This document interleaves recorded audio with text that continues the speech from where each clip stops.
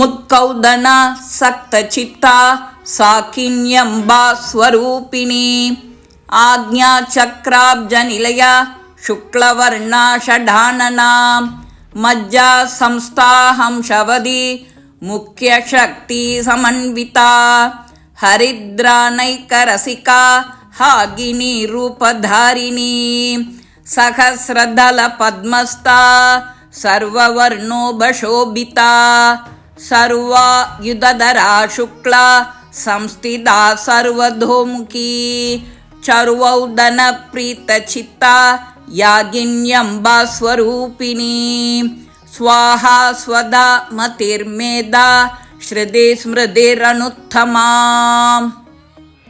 எல்லாருக்கும் நமஸ்காரம்.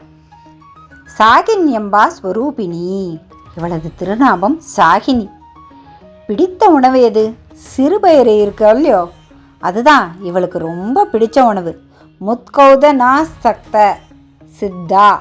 முத்கௌ அப்படின்னா முத்கம் என்பது சிறுபயிறு. அதை கொண்டு தயாரிக்கப்படும் அன்னம் இவளுக்கு ரொம்ப பிரீத்தியானது.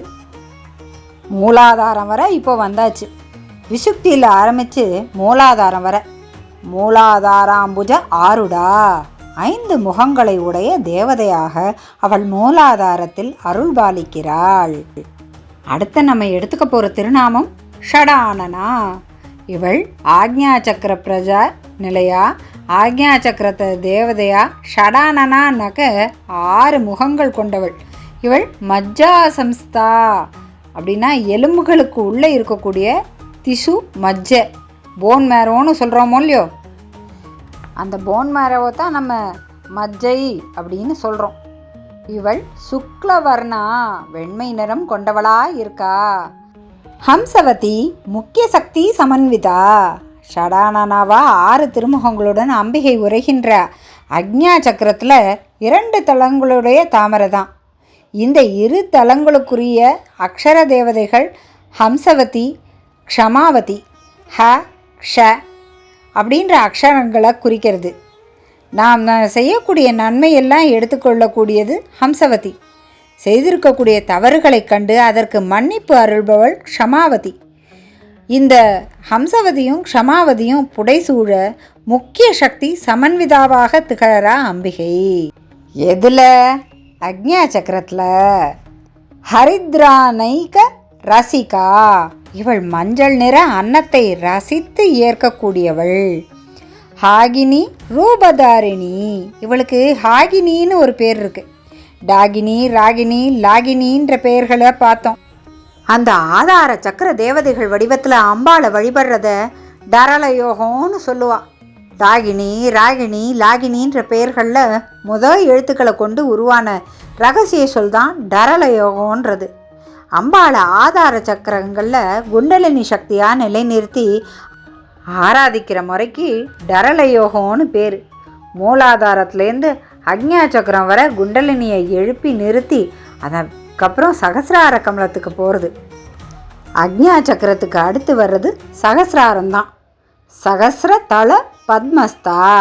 அம்பிகையின் ஒவ்வொரு ரூபமாக முடிஞ்சு போய் டாகினி, ராகினி, லாகினி, காகினி, சாகினி, ஹாகினின்னு முடிஞ்சு அவையெல்லாம் சேர்ந்து அவற்றையெல்லாம் கடந்து சகசிரார கமலத்தில் அவள் பிரகாசிக்கிறாள்.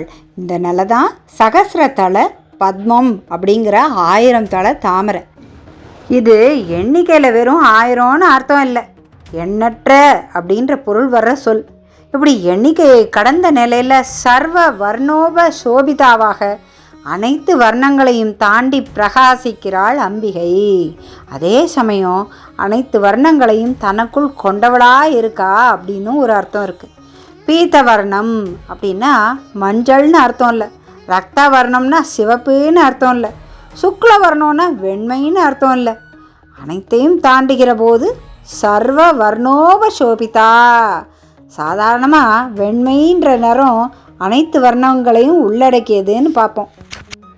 ஆனால் இங்கே இன்னும் குறிப்பாக அந்த வெள்ளையையும் தாண்டி வர்ணமற்ற ஒரு தன்மையே, அனைத்து வர்ணங்களையும் ஏற்று பிரதிபலிக்கக்கூடிய தன்மையை அது குறிக்கிறது. ரிஷம்னு சொல்கிறோமோ இல்லையோ, அந்த மாதிரி.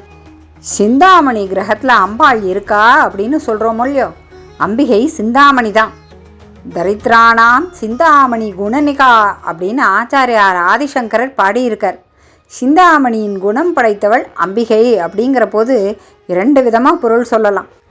சிந்தாமணின்றது நம்ம கேட்குறது எல்லாத்தையும் கொடுக்கும், கேட்காமலேயும் கொடுக்கும். அம்பாள் நாம் கேட்காமலே வாரி வழங்கக்கூடியவள். சிந்தாமணிக்கு இன்னொரு குணமும் உண்டு. அந்தந்த ரத்னத்துக்கு உரிதான ஒரு நிறம் இருக்குது. அதனோட நிறத்தை பொறுத்து தான் நவரத்னங்களோட குண அம்சங்களும் அமையிறது. கெம்பு மாணிக்கம் அப்படிங்கிறது சிகப்பாக இருக்கும், மரகதன்றது பச்சையாக தான் இருக்கும். ஆனால் சிந்தாமணி கல்ன்றது எந்த நிறமும் இல்லாமல் இருக்கக்கூடியது. பக்தர்கள் நிறம் என்னவோ அதை பிரதிபலிக்கக்கூடியது. அப்படி எல்லாத்தையும் தனக்குள்ளே இழுத்து கொண்டு பக்தர்கள் என்ன வர்ணமோ அந்த வர்ணத்தை பிரதிபலிப்பவளா இருக்கக்கூடியவள் சர்வ வர்ணோப சோபிதா. சகசிரார கமலத்தில் உள்ள அம்பிகை கையில் என்ன ஆயுதம் இருக்குது? சர்வாயுதரா, எல்லா ஆயுதங்களையும் தாங்கின்றிருக்கா. எந்தெந்த சமயத்தில் எந்தெந்த ஆயுதம் பிரயோகம் பண்ண வேணுமோ அதை பிரயோகம் செய்கிறா. சுக்ல சம்ஸ்திகா, தோல் ஆரம்பித்து மஜ்ஜ வர போயாச்சு. சகசிரார கமலத்தில் இருக்கக்கூடிய அம்பாள் சுக்லதாதுவுக்கு அதிதேவதையாக இருக்கா. கொஞ்சம் யோசித்து பார்த்தோம்னா இதுக்குள்ளே இருக்கக்கூடிய ஆழமான பொருள் புரியும். சுக்லோன்றது அடுத்த தலைமுறைகள் உருவாவதற்கு காரணமாக இருக்கக்கூடியதுன்னா வழி வழியாக சந்ததியை காப்பாற்றக்கூடியவ அம்பிகை அப்படின்றதாருதோ இல்லையோ. இந்த சகசிரார கமலத்தில் அவளோட தோற்றத்திற்கு எத்தனை முகம்! சர்வத்தோமுகி, ஒரு முகம் 2 முகம்னு வளர்ந்து கொண்டே ஷடானான்னு 6 முகங்கள் வர பார்த்தோம்.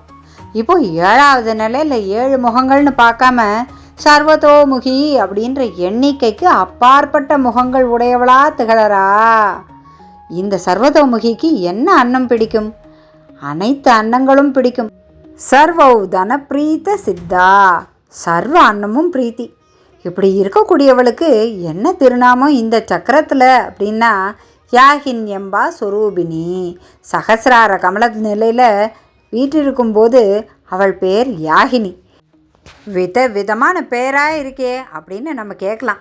மதுரையில் இருக்கும்போது மீனாட்சின்ற திருநாமம், காஞ்சிபுரத்தில் இருக்கும்போது காமாட்சி. ஒவ்வொரு இடத்துல நிலை பெறும்போதும் அந்தந்த இடத்துக்கு உரிய திருநாமம் ஏற்கிறது போல் அந்தந்த சக்கரத்துக்கு ஏற்ற திருநாமம் உடையவளாக இருக்கா.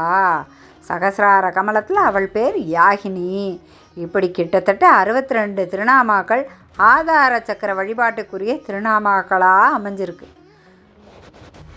சமயாச்சார வழிபாட்டு முறைக்கு இணங்க இப்படிப்பட்ட நாமங்கள் அமைஞ்சிருந்தாலும் அம்பாள் தான் குழந்தைகள்கிட்ட காப்பதற்கு என்னென்ன ரூபங்கள் எடுத்துக்கொள்கிறா அப்படின்றதையும் இந்த திருநாமங்கள் உணர்த்துறது. அடுத்து ஸ்வாஹா ஸ்வதா. இந்த 2 திருநாமங்களும் யாக கர்மாவோட யாக செயல்களோடு தொடர்புடையவை. ஸ்வாஹா அப்படின்னு சொல்லி அக்னியில் ஆகுதியில் போடுறது வழக்கம். தேவதைகளுக்கு ஹவிஸ் கொடுக்கும்போது ஸ்வாஹா அப்படின்னு, பித்ருக்களுக்கு ஹவிஸ் கொடுக்குற போது ஸ்வதா அப்படின்னும் சொல்கிறது வழக்கம். ஹவிஸ் அனுப்பப்படுறப்போ தேவதைகளுக்கும் பித்ருக்களுக்கும் என்னென்ன திருப்தி கிடைக்குமோ அந்த திருப்தியின் வடிவமாக இருக்கக்கூடியவள் அப்படின்னு இந்த திருநாமாவுக்கு பொருள். அடுத்து வர்ற திருநாமா இன்னும் அழகு, மதி மேதா. மதின்றது நமது அறிவு அல்லது புத்திசாலித்தனம். மேதா அப்படின்றது மேதா விலாசம் அப்படின்னு சொல்கிறோமோ இல்லையோ, அந்த புத்தியின் பொருளாக அதன் அழகாக இருக்கக்கூடியவள். மதின்றது அமதி அப்படின்னும் சொல்லி அவித்யை ரூபமும் அவளே அப்படின்னு சொல்கிறோம். ஸ்ருதி வேத வடிவினல். ஸ்மிருதி வேதங்கள் கூறும் நிர்ணய வாக்கியங்களின் ரூபமும் அவளே. ஸ்ருதிக்கும் ஸ்மிருதிக்கும் கொஞ்சம்தான் வித்தியாசம். ஸ்ருதின்றது கேட்கப்படுறது, ஸ்மிருதின்றது நினைவில் வைத்து கொள்ளப்படுறது. ஸ்மரணம் அப்படின்றதுலேருந்து வந்தது தான் ஸ்மிருதி. ஆனால் காலப்போக்கில் வேதங்கள் ஸ்ருதி, அவற்றிலிருந்து உருவாகக்கூடிய சட்டத்திட்டங்கள் ஸ்மிருதி அப்படின்னு பொருளாக மாறிடுத்து. வேதத்தை இப்படி உச்சரிக்கணும் அப்படின்னு உச்சரித்து கேட்க செய்கிறது ஸ்ருதி.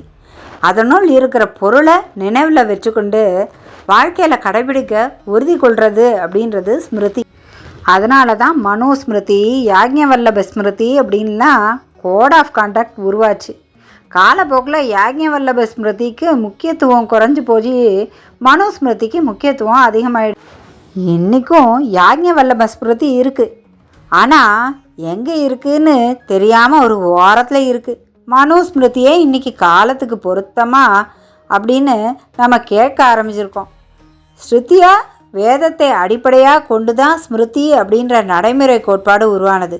ஆனால் இதில் ஒரு வேடிக்கை என்னென்னா, ஸ்ருதி அப்படின்றது மாறவே மாறாதது, ஸ்மிருதி அப்படின்றது பல சமயம் மாற்றங்களை அனுமதிக்கிறது. அதனால தான் பலவித ஸ்மிருதிகள் தோன்றின.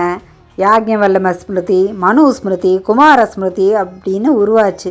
சில சமயம் காலத்துக்கு தகுந்த மாதிரி நாம் சட்டங்களையும் மாற்ற வேண்டிய அவசியம் வரும். ஆனால் அந்த சட்டத்துக்கான அடிப்படை மாறாது. அந்த சட்டத்தை நடைமுறைப்படுத்துகிற விதம் மாறும். எல்லாரும் நன்னா இருக்கணும், ஒருத்தருக்கு ஒருத்தர் தீங்கு செய்யக்கூடாது அப்படின்ற அஹிம்சை தர்மம் எல்லா சட்டங்களுக்கும் எக்காலத்துக்கும் பொது. அதே சமயம் தண்டனை நிறைவேற்ற வேண்டும் அப்படின்ற போது இந்த அடிப்படை மாறுறது. ஒருத்தர் தவறு செஞ்சுருந்தா அதனால் நிறைய பேருக்கு தீமை நிகழ்ந்திருந்தா அத்தகையவரை தண்டிக்கிறது அப்படின்றது இம்சை இல்லை, இப்படி விதிக்கிறது ஸ்மிருதி. இது காலத்துக்கு காலம் மாறும், இடத்துக்கு இடம் மாறும். இந்த நாட்டு சட்டம் வேறு நாட்டில் பொருந்தாது. இந்த காலத்துக்கான சட்டம் எதிர்காலத்துக்கு பொருந்தாமல் கூட போகும். ஸ்ருதி ஸ்மிருதிக்கிடையே வேறுபாடு இதுதான். அம்பிகை தானே ஸ்ருதியாகவும் இருக்கா, ஸ்மிருதியாகவும் இருக்கா. அனுத்தமா அப்படின்றது எல்லை இல்லாத, எந்த அளவினாலும் அளவிட முடியாத, தனக்கு நிகராக ஒன்றும் இல்லாதவளாக எங்கோ உயரத்தில் இருக்கா. அடுத்து வரக்கூடிய திருநாமாக்களை அடுத்த எபிசோடுகளில் பார்க்கலாம். சர்வே ஜனா சுகினோ பவந்து, லோகா சமஸ்தா சுகினோ பவந்து.